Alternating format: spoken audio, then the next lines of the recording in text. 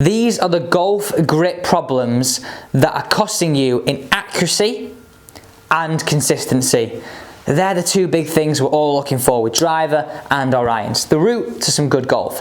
So there'll be two parts to this video. We're going to outline some of the problems and why you'll be losing it off to the right, why you'll be losing it off to the left potentially, and then we'll get into a simple routine that you can use out on the golf course, because that's the key thing. Being able to walk up to that golf ball and feel like our hands are comfortable on the club. There's nothing worse than feeling like a bit awkward, a bit mishmash. It's not the place you want to be. So let's start off with if you're losing it off to the right.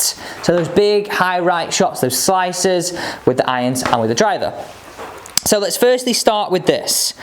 So if we look down at the golf club now, and this is going to be from your perspective as well, and you can see this on the screen, is that there are no knuckles showing on my left hand. Now if I hold this golf club up to here now, look how little I can release this club. So there's a lot of wrist motion that's going to happen in here.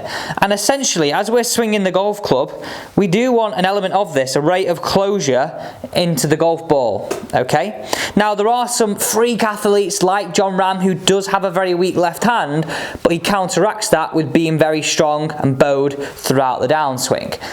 Obviously, that would be a way of doing that, but if we think of the most common issues is number one, no knuckles showing on our left hand, reducing the likelihood of this club face square at impact.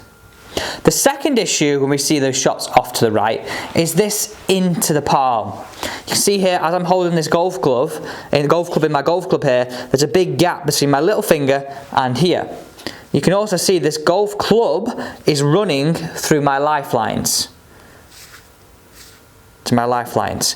Now, if you do this with me now, if you put this video on the side, go and grab a golf club, or if you're at the range now, absolutely perfect. Listen to this through your headphones. Put it in that palm and just make some swings now. You'll see how you can't really use the full mobility in your wrist. Your wrist mobility is really reduced. So if we think of accuracy, consistency, and speed right now, it's very, very hard for me to bring that speed of the golf club into the golf ball. That lag, that feeling of releasing it early, that feeling of throwing away the angle can all be tied into this. We don't want that in our golf game. So that's the first two that I'd really kind of signify of lack of distance and those high right shots. Let's now look if you're missing those shots off to the left. Let's look at this with both hands now.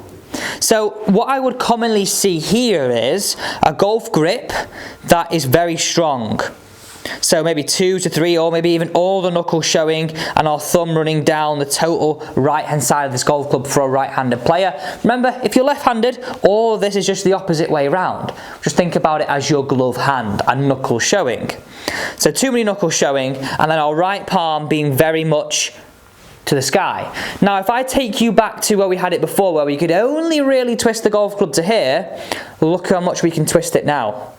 So if you think of my rate of closure now through the golf ball, this is significantly increased, meaning more chance of missing that ball off to the left of target. So think about it this way, if I'm missing it off to the right, I've got no knuckles potentially showing. If I'm lacking in accuracy and missing it off to the right, I've got it running through that palm. And if I've got those big shots off to the left, too many knuckles and palm to the sky. So you can sort of put them into simple categories to why my hold of the golf club, my grip of the golf club is really costing me. So that gives us the end of part 1 of this video. Let's jump into part 2 now, which is how do we bring this simple feeling of a nice neutral grip into our golf game. Now the thing I want to say with this is our golf grip has to match our release. So I'm going to talk about a nice simple neutral hold and how I bring that into my golf game with a little bit of a feeling of a stronger club face and a little bit more of a passive release. If you've got a strong grip, you're going to tend to see predominantly a path which is probably more out to the right and more of a roll. If you've got a weak grip, you're going to see that release where you're pulling that golf club across. So we're going to tie this next part into a good hold and so you can feel comfortable on the golf course and just some simple checkpoints for that release. So how do we hold it? How do we get into a good routine? Whilst our playing partners are teeing off, whilst our playing partners are hitting, this is what you can do. So imagine I'm out on the golf course right now, my playing partners have hit, it's now my time to go. I've teed up here, it's the first hole, there's a lot of pressure on this tee shot, and we're all being there. Do hit that thumbs up button if we just want to get that first tee shot away. Just get down there somewhere down the fairway. I know I sort of have that feeling. It's natural. Embrace it. It's natural. Don't be scared of it. Embrace it. So, a playing partner is teeing off. This is how I do. This is how I go through mine, and this is what you can do. I just grab my golf club in my non-glove hand, and I just put it slightly on an angle away from me. So hold it up, slightly on an angle away from me, and I just place my fingers on. And I just keep holding that golf club there, re-gripping, gripping, re-gripping, gripping, just until it's my time to go. Okay, my time to go now. Make sure my padded area is on top. I can walk into the shot, keeping my left hand on the golf club. Place it down, put my left hand down first. I like to make sure the top edge of my club is at 90 degrees to my ball to target line. I then take my stance.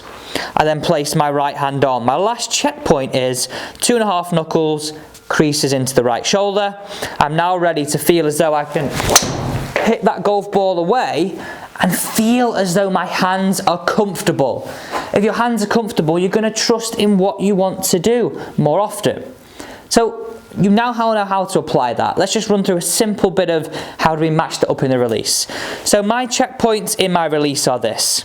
As I'm on the way down, can I feel my club face is closely matching my spine, my lead wrist is flat, I then get that feeling of my logo of my glove working to target, in, up and around, and the arms and the body working together in the release.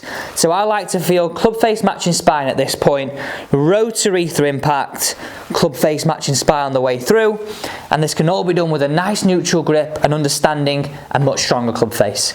Simple tip for you today, and the reasons why your grip is costing you distance, accuracy and consistency, how to fix it out on the golf course.